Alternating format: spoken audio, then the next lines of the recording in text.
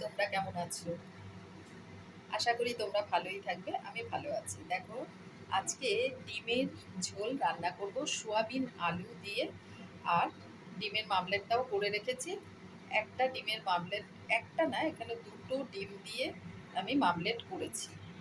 আর ডিম, আলু সেদ্ধ করে রেখেছি, আর সোয়াবিন এগুলো সেদ্ধ করে রেখেছি। এগুলো দিয়ে আজকে ডিমের কারি রান্না হবে।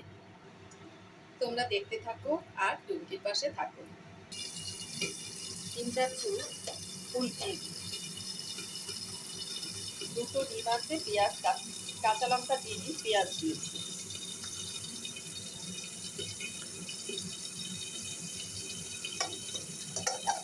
অর্ধেক করে নিই।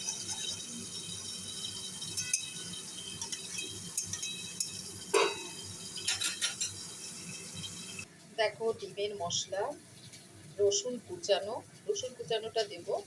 আর এইদিকে গোটা রসুনেরটাই কুচনোটা দেব, বাটবো না। কাঁচা লঙ্কা 4টে, আর এইদিকে পেঁয়াজ কুচি, টমেটো, আর এইদিকে আদা বাটা, পেঁয়াজ বাটা রয়েছে। এই ডিমগুলো করব। সোয়াবিন দেব, আর সোয়াবিন আলু দিয়ে করব। সোয়াবিন আর আলুটাকে সেদ্ধ করে রেখে দিচ্ছি। ডিমগুলো ভেজে নিচ্ছি। কিছু দেবো না,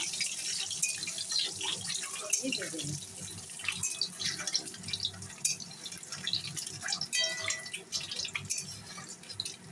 দেখো তো, তোমরা এরকম কারা কারা করো আমার মতন শর্টকাট পদ্ধতি। নুন হলুদ মেখে রাখি, কিন্তু এখন মেখে রাখিনি, প্রচুর কাজ। ঝোলের মধ্যে যেই পড়বে নুন হলুদের মধ্যে ঠিক হয়ে যাবে। বেশি ভাজলে না, এই ওপরের ইটা না চিপড়ে চিপড়ে লাগে, তাই এবার তুলে রাখবো। শুকনো লঙ্কা ফোড়ন দিলাম, এবার তেজপাতা,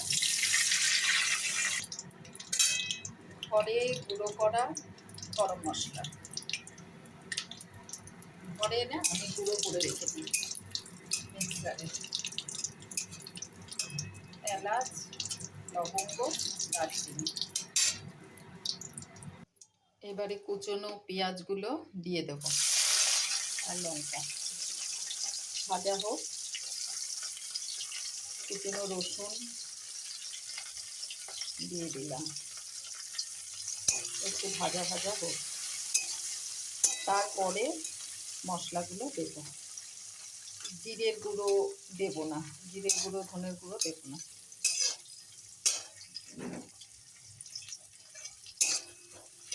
ডিমের ঝোলে আমি জিরের গুঁড়ো কমই দিই না বলতে গেলে।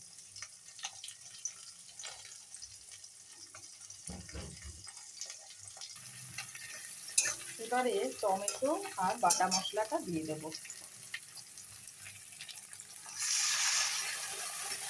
সব কষাবো।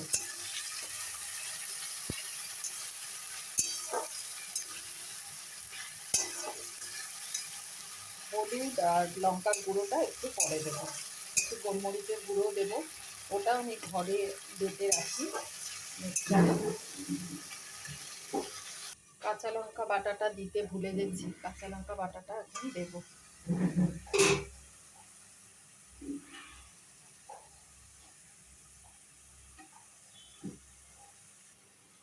মশলা ধোয়া জলটা দিয়ে দিলাম। এবারে ঢাকনা চাপা দিয়ে দেবো, কষুক। এখন হলুদটা দেবো না, হলুদটা পরে দেবো। হলুদ না পুড়ে কালো হয়ে যায়, হলুদটা একটু পরে দেবো। এবারে দেখি, হ্যাঁ, তেল বেরিয়ে এসছে। এবারে আমি হলুদ গুঁড়ো, লঙ্কার গুঁড়ো আর গোলমরিচের গুঁড়ো দেবো। দেখো, এটা গোলমরিচ। আর সোয়াবিনগুলো দিয়ে দেবো। দেখো, এবারে হলুদ গুঁড়ো, লঙ্কার গুঁড়ো আর একটু গুড় দিলাম, অল্প একটু। এইদিকে আমাদের ময়লার গাড়িও চলে এসছে। সকালবেলা যা হয় না, কি বলবো আর। দেখো, এবারে আমি সেদ্ধ করা যে সোয়াবিনগুলো দিয়ে দিই।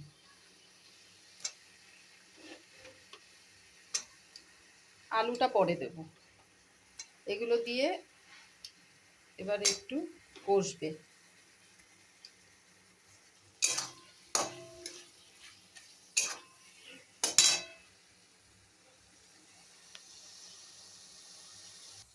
দেখো এবারে সয়াবিনটাও কষে গেছে, ভাজা ভাজাও হয়ে গেছে।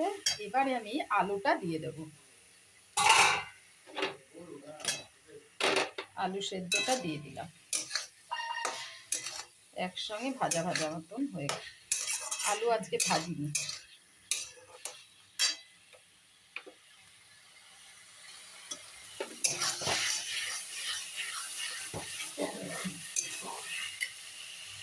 অল্প একটু নুন লাগবে, দেখে নিয়েছিলাম,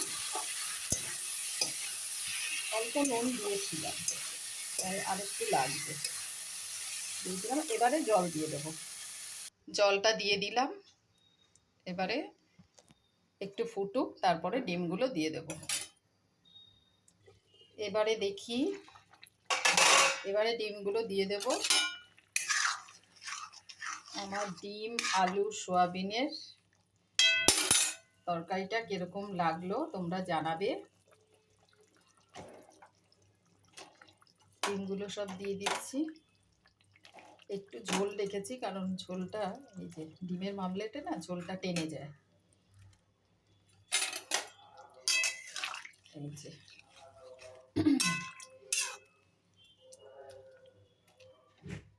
আমার ডিমের ঝোল একেবারে রেডি। তোমাদের কিরকম লাগলো জানাবে। আর টুমকির পাশে থাকো, আমিও পাশে আছি। আর যেভাবে তোমরা সাপোর্ট করছো এইভাবেই করো। আর আজকে এইটুকুনি। ভালো থেকো, সুস্থ থেকো। টাটা।